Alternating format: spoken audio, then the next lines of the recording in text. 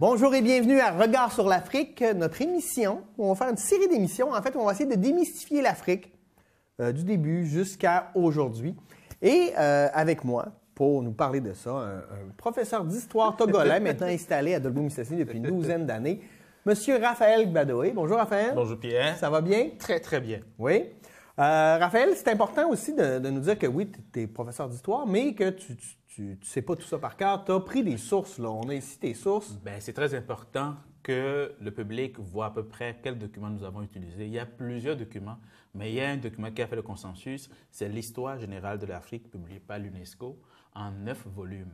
Puis je rappelle que un volume, lui, va jusqu'à 600 pages. OK. Donc, on a plusieurs volumes. Alors, nous, on n'a pas la prétention de faire l'histoire de l'Afrique en 25 minutes, mais on va essayer de décortiquer du mieux que l'on peut pour que les gens puissent nous suivre et comprendre. Mieux comprendre, parce que la réalité africaine, elle est complexe. C'est complexe, puis ceux qui veulent plus d'informations peuvent voir les références Là-dedans. puis aller chercher. Et ça nous fera plaisir également de répondre s'il y a d'autres questions auxquelles on n'a pas réussi à répondre, pourquoi pas. J'aime ça, j'aime ça. Fait que faut pas oublier que l'idée en arrière de tout ça, c'est un peu de démystifier l'Afrique, vous donner les outils pour comprendre les grands enjeux, parce que oui, c'est complexe, mais en plus, on a moins d'informations ici dans nos bulletins de nouvelles traditionnelles. Puis c'est comprenable aussi. Je ne suis pas certain qu'ils parlent beaucoup du Canada au Togo. Ben, écoutez, non, je ne fais pas de commentaires là-dessus.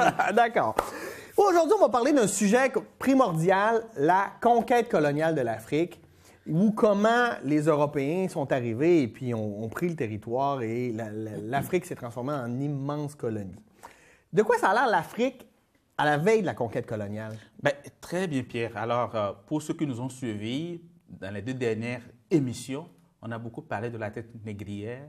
On a parlé également de la situation de l'Afrique du 7e au 15e siècle. Les États africains, le royaume qu'on pouvait observer en Afrique. Puis, bang, on est tombé sur la traite négrière. Ouais. Alors maintenant, l'Afrique, à la veille de la colonisation, comment était la situation en Afrique qui a facilité la colonisation? Donc, les Africains n'étaient pas contre, c'est ça que tu es en train de me dire? Pierre, les Africains étaient contre la colonisation. Okay. Alors donc, mais la situation géographique, la situation politique sur le terrain, c'était quoi? Qu'est-ce qui faisait en sorte que, à la veille de la colonisation, il y a des éléments qui amènent à croire que la résistance sera difficile plus tard? Un, nous avons la traite négrière. Oui. Près de 12 millions de vaillants africains sont partis à travers cette traite négrière-là, auxquelles ont participé qui? Tous les pays européens. Oui. Puis souvent, en plus, les gens qu'on envoyait, c'était les meilleurs hommes, là, les hommes les plus C'est les hommes valides, capables de traverser. Alors, nous avons les Portugais qui ont initié ce commerce triangulaire, les Espagnols, les Français, les Anglais. Les Anglais sont passés maîtres. Plus de 50% du commerce de la traite des Noirs ont été faits par les Anglais. Alors, les Danois... Les Danois également ont participé. Au Togo, sur la côte togolaise, on a des comptoirs où c'est les Danois qui ont installé des comptoirs sur la côte. Première conséquence, le commerce a permis aux Européens d'installer des ports et des comptoirs tout au long de la côte ouest africaine. Déjà, ils ont un pied à terre au niveau de l'Afrique de l'Ouest qui va servir plus tard à aller à l'intérieur du continent. OK. Parce que là, ils peuvent débarquer, ils ont peuvent un port débarquer. Ils ont une habitude, ils connaissent aussi le territoire parce qu'ils ont des gens qui sont là. Ce qu'ils avaient, c'est juste une ambition commerciale. Ils voulaient faire du commerce, l'échange au début. Deuxième élément très important également. Après la traite négrière, écoutez, on a la révolution industrielle. Cet élément très important, en Europe... Partout dans le monde, en fait? Partout dans le monde, il y a eu des conséquences. Et l'explosion démographique, la révolution agricole, la révolution dans les transports, ça a donné à l'Europe une force à partir de laquelle elle peut aller n'importe où. L'Europe a des moyens qu'il faut. L'Europe a assez de capitaux. Ça lui donne un avantage un peu sur tous les peuples de la planète. L'avantage mécanique, ça c'est très important. Puis autre élément également. Les armes aussi. Les armes, avec le machinisme, on a beaucoup de choses.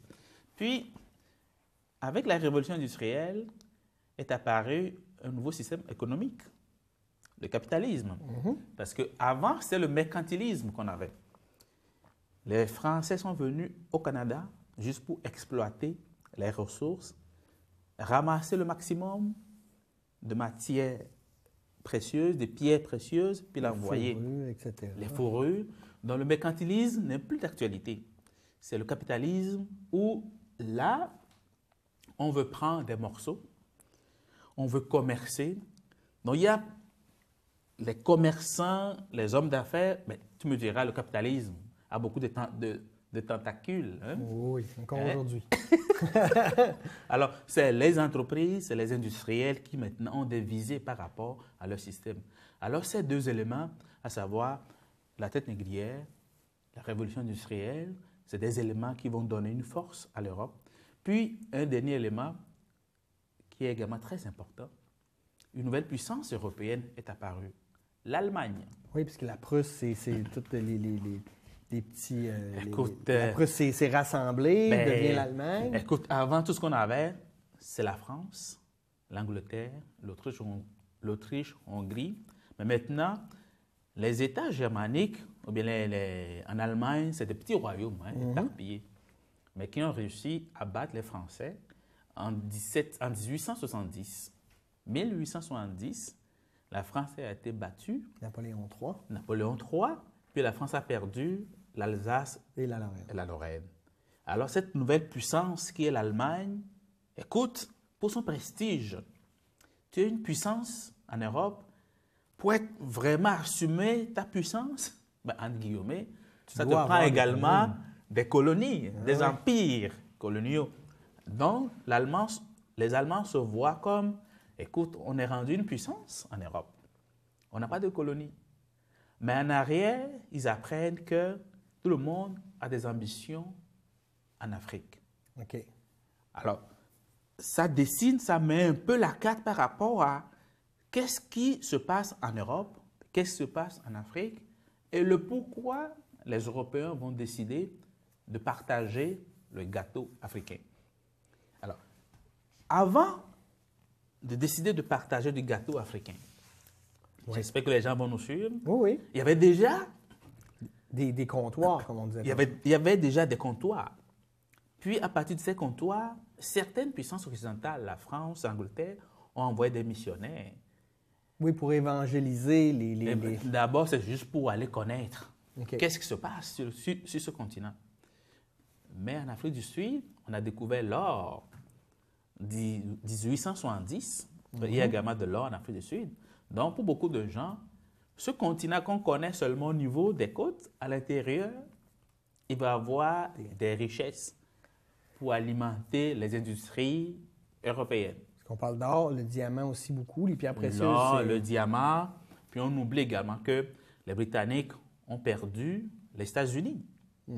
Ça aussi, c'est des mauvais souvenirs pour les Anglais qui maintenant, il faut qu'ils trouvent, écoute, de nouvelles terres. Ça nous met la carte. Alors, les Anglais en Afrique avaient des rêves, des ambitions. Ils veulent réunir le Caire. Ils sont en Égypte. Ils veulent réunir le Caire, puis le Cap en Afrique du Sud. Il y a une question, là. Non, mais j'ai une question, parce que tu dis, bon, ils sont en Égypte, ils sont en Afrique du Sud. Oui. À l'époque, c'était premier arrivé, premier servi.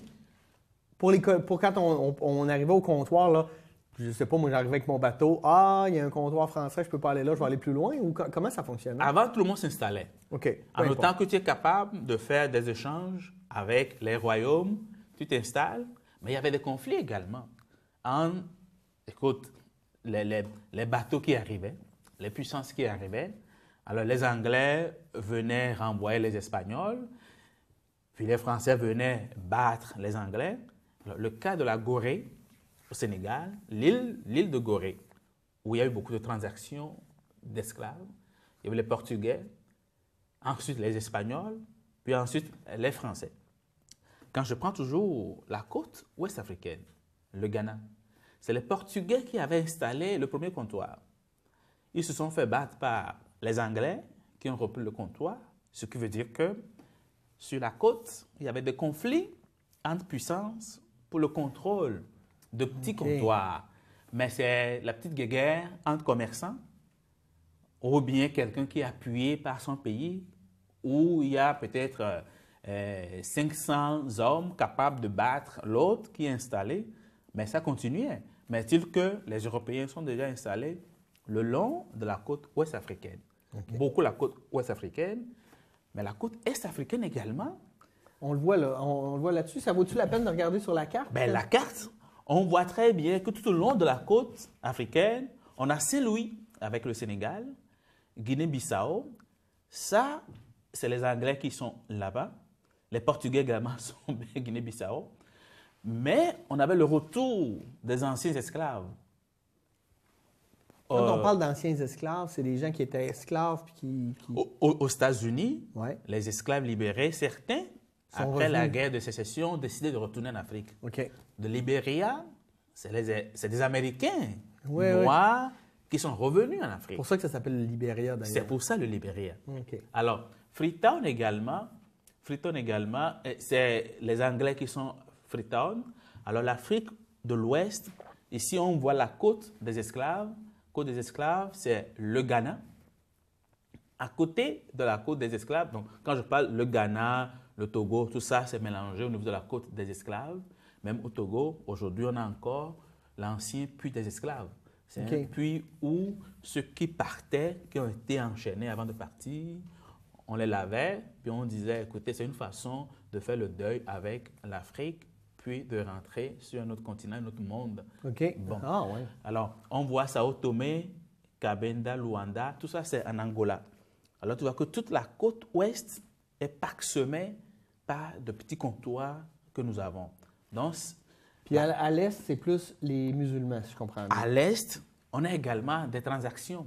Au niveau de Zanzibar, il y avait également des échanges qui se sont faits également, ou bien qui se font déjà au niveau de la côte orientale.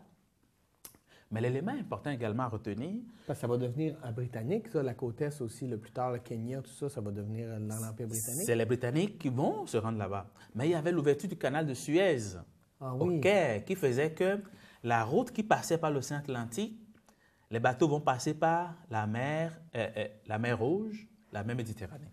Et comme les Anglais contrôlent et le canal de Suez et Gibraltar, donc, ils ont les deux des trois Ils ont les deux des trois. OK? Puis là, tu vois tout de suite qu'au niveau de l'Afrique de l'Est, les Français vont toujours chercher également à mettre des pions là-bas parce qu'ils voient que les Anglais sont beaucoup là-bas. Eux sont allés plus Madagascar, Madagascar, ils vont aller chercher Djibouti. OK, dans le petit cône de l'Afrique où il y a l'Éthiopie, ils seront à Djibouti, puis ils vont chercher à faire quoi? Ils vont chercher à réunir Djibouti à l'est, à Dakar, disons Saint-Louis à l'ouest. Alors l'ambition des Français, c'est de construire le chemin de fer de Saint-Louis, disons du Sénégal, pour que les gens puissent comprendre les pays dont on parle. Sénégal et Djibouti ont conçu un chemin de fer de l'est vers l'ouest. Fini. Les Français, le Caire, puis l'Afrique du Sud, ils veulent aussi construire un chemin de fer. Mais ça va provoquer des incidents. Bien, clairement. L'incident que ça a provoqué, c'est l'incident de Fashoda. Ce nom, les gens peuvent le chercher. Ça, c'est au Soudan, où les Anglais, par le commandant Kitchener, arrivent, puis les Français, avec le commandant Marchand, puis les deux se sont comme croisés. Il n'y a personne qui veut dégager. Je suis arrivé en premier. L'autre dit, je suis arrivé en premier. Mais qu'est-ce qu'on fait? C'est qui va plier bagage? Qui va faire un pont pour passer par-dessus l'autre? Alors, ces incidents, écoute, ça va marquer Comment ça s'est terminé finalement? Qui a gagné? Les Anglais sont repliés. OK. Les Français également sont repliés. Mais pour les Français, c'est un affront. C'est comme si, finalement, ils ont trouvé un terrain d'entente, mais les Anglais ont gardé le Soudan. Parce que la partie du Soudan actuel, le Soudan que nous avons actuel, ça appartient aux Anglais. Okay. Mais avant, c'est les Français qui disaient qu'ils sont arrivés un peu plus tard. Mais là, ils ont dû battre la retraite. Puis ça veut dire que l'ambition des Français de réunir le Sénégal et Djibouti vient de tomber à l'eau. Donc, on a plusieurs incidents comme ça où tu dis, mais là, il faut trouver une façon pour régler ces problèmes. Je prends le cas du Sénégal. Oui. Si on pouvait avoir la carte du Sénégal, Oui, ben, je ne sais pas si ça, c'est... ça, c'est plus la traite des esclaves. oui, ça nous donne à peu près une image de l'Afrique qui était au cœur du commerce du 15e au 19e siècle. OK. C'est-à-dire qu'on voit que c'est parcouru par des courants, des transports, des voies un peu partout. Donc, ce n'est plus un continent isolé, mais c'est un continent qui rentre dans le commerce international. Fait partie de l'engrenage. Il fait partie maintenant du système. Puis les socialistes marxistes diront que la machine capitaliste vient d'avaler le continent africain. Ouais, c'est correct, c'est correct. Là, ben, c'est la vérité. Là, je te rejoins un peu. Oui, c'est clair, c'est clair. Bon. Ça, c'est encore la traite des Noirs. Ça également, c'est toujours la route que prennent les différentes cargaisons, mais en même temps, l'idée derrière ça, c'est de voir les différents comptoirs, les parties occupées par différentes puissances. Alors, Luanda, ça c'est le Portugal qui est Luanda. Ça, c'est l'Angola aujourd'hui? Oui, Okay. Ça c'est l'Angola aujourd'hui. Puis de l'autre côté de l'Angola, on a Mozambique. Puis les Portugais également avaient l'ambition de réunir Mozambique avec l'Angola. Mais là, s'ils le font, ils vont couper le chemin de fer que les Anglais veulent également construire. Alors, vice-versa. Donc, chacun a des idées derrière la tête. Et si je comprends bien, la solution, c'est de se rassembler ensemble pour séparer l'Afrique. Ben donc, l'incident de Fashoda au Soudan a amené l'Allemand Bismarck, Otto von Bismarck, qui est le chancelier allemand, à saisir cette chance et a dit, moi, c'est moi qui réunis tout le monde, puis on va discuter de comment on va prendre possession de ce continent. C'est ce qu'on a appelé la conférence de Berlin. La conférence de Berlin. Alors, mais en quelle année, là? 1884. Donc, ça a été convoqué en novembre 1884, puis ça a pris fin en février 1885.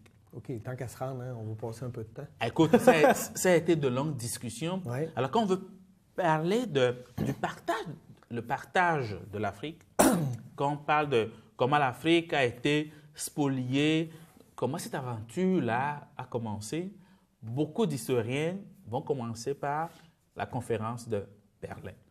Puis là, si je ne me trompe pas, les Africains n'ont aucun mot à dire, là. Pierre, écoute, ils n'existent même pas. Oui, c'est ça. C'est des non-humains qui... Écoute, mais pourtant, on avait vu dans l'autre émission qu'il y avait des États. Il y avait des royaumes. Et écoute, il y avait des émirs. Et ça, les autres, ils s'en... Alors, au lieu de les inviter, de discuter, de signer des ententes, non, rien n'a été fait. Tout ce qu'on a fait, on a réuni les puissances européennes. Ils étaient 14 puissances européennes. Bon, écoute, j'ai essayé de trouver le nom de ces pays qui étaient présents à la veille de la conquête coloniale. Okay. J'ai l'Allemagne, j'ai l'Autriche-Hongrie, j'ai la Belgique, Danemark, l'Empire ottoman. Oui, l'Empire ottoman, c'est la Turquie d'aujourd'hui, parce que beaucoup pensent que la Turquie aujourd'hui, c'est un petit pays. Non. C'est un empire gigantesque. C'est un empire gigantesque, le moins bienvenu, qui contrôlait toute l'Afrique du Nord. Jusqu'à l'Asie centrale. L'Asie centrale, Constantinople, c'est eux qui avaient... L'autre entrée de la Méditerranée, le Bosphore. L'Empire romain d'Orient a été pris par les Ottomans.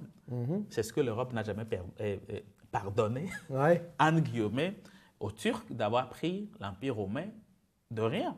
L'Empire romain d'Occident a été envahi en 491.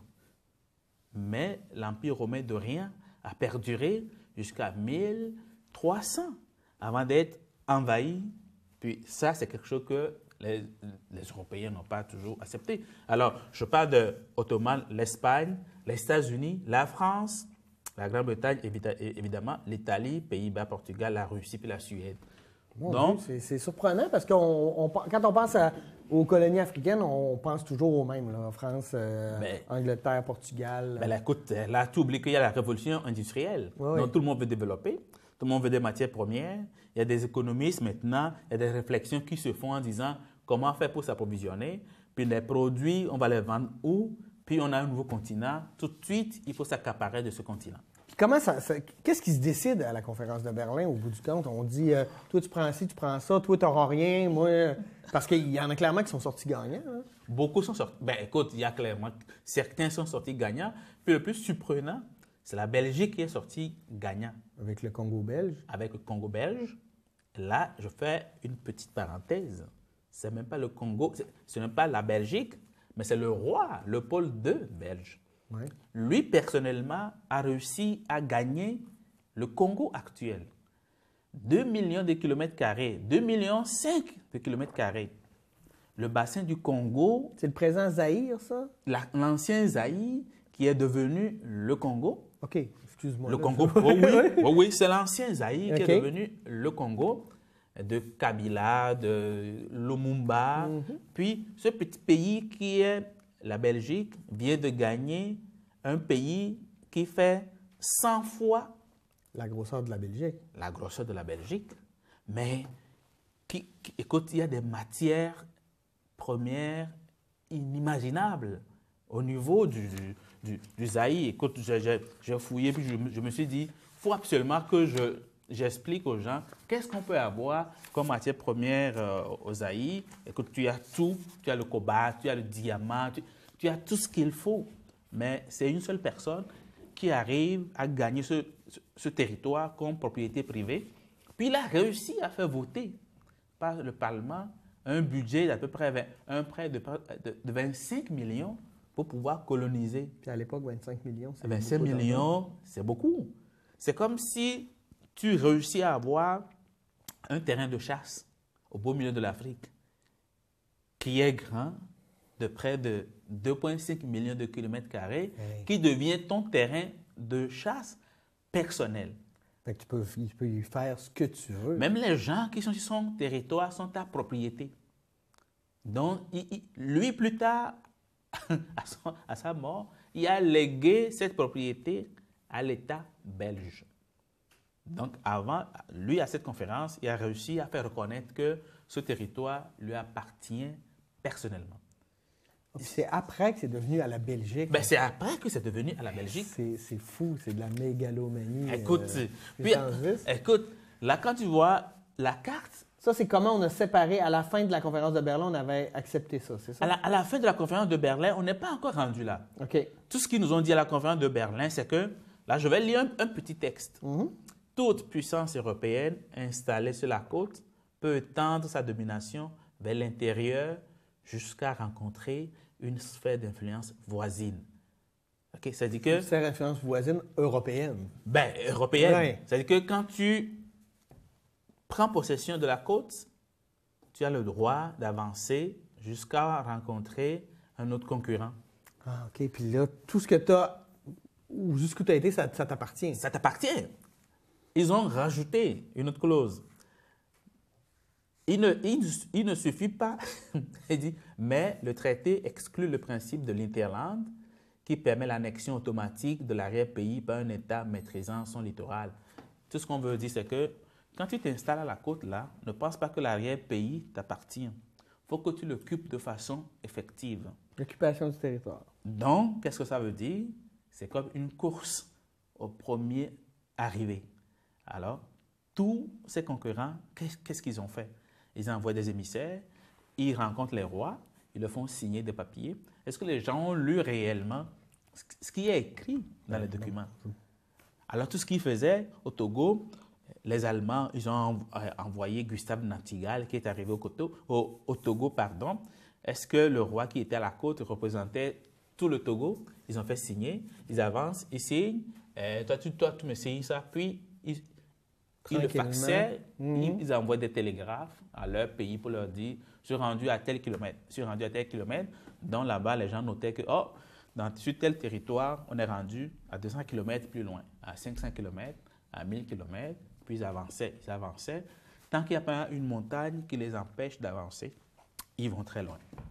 Donc ça a été quelque chose d'assez formidable qu'on décide du partage, on décide de l'avenir de tout un continent. Puis c'est pour ça aussi que quand tu regardes l'Afrique, on a l'impression que c'est comme un casse-tête, là, les lignes sont droites, tout ça, que ça ne respecte pas des frontières naturelles. Écoute, ils ont eu égard aux ethnies, eu égard aux populations, au royaume. Fait qu'on se séparait des ethnies qui parlaient la même langue, qui pratiquaient les mêmes coutumes. Puis on les séparait parce que nous, on dit, moi, je suis arrivé par là, tu es arrivé par là, on sépare ici. Puis on avance. Écoute, même là, tout ce qu'on faisait là, on dit, toute la région m'appartient. Mais la région englobe quel royaume, quel État, qui est qui, on ne le sait pas. Et Raphaël, j'imagine que les gens, parce que quand ils sont arrivés avec leurs gros sabots, il y a des gens qui n'étaient pas d'accord et qui ne voulaient pas. Mais ça, on va en parler lors du prochain épisode, la résistance africaine, ceux qui ont essayé de s'opposer aux grandes puissances coloniales européennes. On en parle à l'émission prochaine. Soyez des nôtres. Merci d'avoir été là. Merci Raphaël. C'est toujours agréable de te recevoir. Ça fait toujours plaisir. À la semaine prochaine. Au revoir.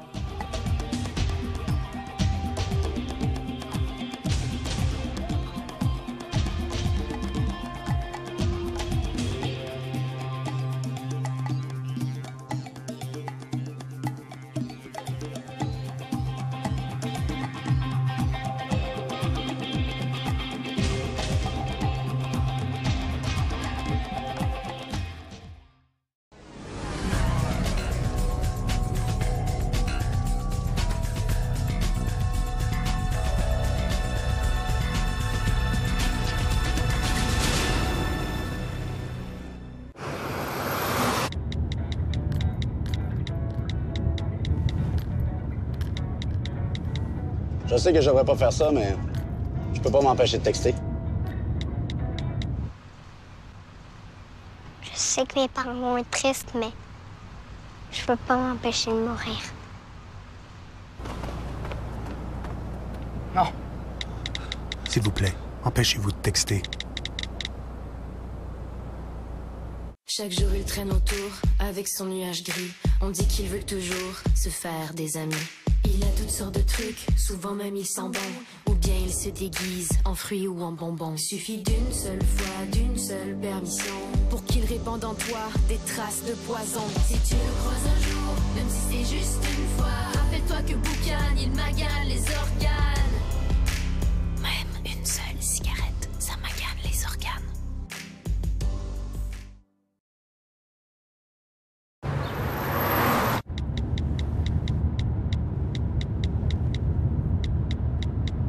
Je suis pas censé faire ça, mais je peux pas m'empêcher de texter.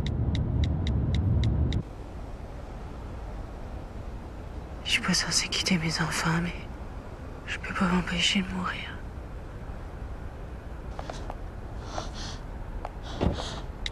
S'il vous plaît, empêchez-vous de texter.